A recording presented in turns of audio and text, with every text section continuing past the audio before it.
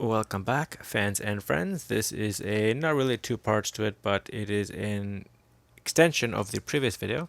Another Ford Escort. So this one is retro racers and Ford Escort RS2000 instead of the 1600 previously. I will go and get that and just throw it up. Here it is. So this is the previous generation. Because they changed. There was a facelift in between 19. I think 74 and 70, 73 and 74, I'm not sure. Around there, where they changed that indented hood like grill front and it became more square and rounded. Like that one. Other than that, the car, it's really weird I see this. The white in the middle, but it's how it appears there. You can see they have air for the brake cooling in the back there, but obviously it's not very well detailed there. The spoiler, one piece, stamped on the top. Unlike this car, there is license plate detail. You can see the Hot Wheels RS2K, which is obviously RS2000. And moving to the front, you can even see the little Ford logo, or at least, yeah, and then the lights.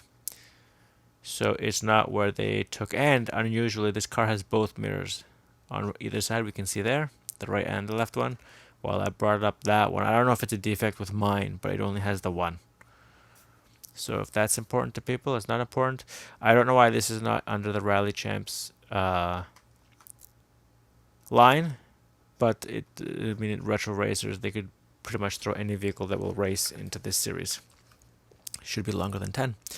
And the other important thing to notice is that it does not have a year. So what I'm saying is purely speculation. The second generation, like I said, Ford Escort would make it between 1976 and 1978. Because that's the only, yeah. So that's the only way to do it. That's all I can say about that. 1974, sorry, to 1980. Anyway, less importantly, we're going to go ahead and pop this bad boy out. Because that's what we do here. I do like, though, it does have the one thing, I brought this up with the previous Ford Mustang, the two-piece hood. So I know it's just the bottom piece, and as we can see there quickly how plain the underside is. Honestly, this is a this year release, so not this year, sorry, but last year.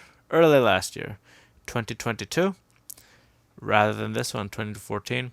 And we can just see how plain, even compared to the RS1600, the detail on the underside is. So we can see there the punching for the front. The muffler on this car is sort of recessed. And I guess we'll start with the back. We see all the lights nicely painted, license plate in the middle. The spoiler is one piece built into the top of the vehicle, which is then just painted over. And we see there the RS2000X. So this is the X-Pack add-ons to make it more rally-ish. Would have been even nicer had they included add-ons like this. But they didn't do it for the Lancia Stratos, so I'm not going to hold out for a Ford Escort. Anyway, so moving from that side, we have no sponsors like that one over there had Goodyear. And so thus we don't have any sponsors on the back of the card. Because Goodyear, no tires, no nothing. And once again, we have the door handles not painted. We have the little, it's very hard to see.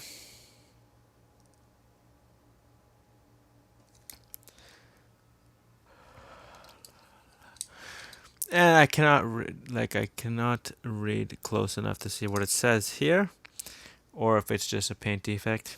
So we'll just move on, and we can see that the front wheels are different from the rear wheels. I do like these wheels better, but they have decided to just, it's exactly as shown in the photo. So can't complain about that. Moving to the front, it is nice and plain. Even the Ford logo itself is not painted blue. It is simply etched in. But this front piece we can see is different from the underside, which is probably just 3 pieces for the interior, but they've included the engine exhaust / inlets on the top of the hood. Plus the hood itself has the middle elevated from the outsides. There's the tie downs. And once again, this is a right-hand drive car because obviously Ford of Europe builds them mostly for the UK, but also the rest of Europe too. And I do like this little feature here, the little indents in the windows. It's present on both sides. Once again, besides that, the windows are very easy to see out of. So there's that. Overall, a very nice model, nicely done. Unfortunately, it cannot. It's probably the high-end version of the car. Racing, obviously, because RS is for that, but also it doesn't have some of the add-ons they probably could have included. It doesn't. You see, these here are inserts. I didn't cover that, but they are inserts. You can see where they've been put in, and it's been made to where the perhaps the interior is the same piece as these bumper parts, and they've just stamped it all together. They have not decided to do this. This part probably pushes past the bottom and fits in the middle of the top here, so it makes it look like it's three separate pieces. Otherwise, it's very plain in the front. I've talked about how Matchbox sort of puts all the effort in the front of the car, and then the back of the car is extremely plain. Well, for the most part, these Hot Wheels have a very plain front and lots of detail in the back. So, I do like how, though, I brought this up several times. There's no left mirror on this side of the car. I don't know if that's a rally thing or racing thing, but this car is ready to do both because it has both, and it is probably road legal as such. So there we have it, the Ford RS 2000. It says X here, and so you look up X, the only thing you can come up with is X Pack. So I'm just going to go with RS 2000. And we've covered it before where what they say on the car is not what the car is, or what they don't give you enough information. For example, there's no year on this car, so you just assume it's any RS 2000 between 1976 to 1980. So fans and friends, just the roll test left, and as all Mattels do, it rolls very well. Thanks for watching. This is Thomas from Toronto, and till the next one.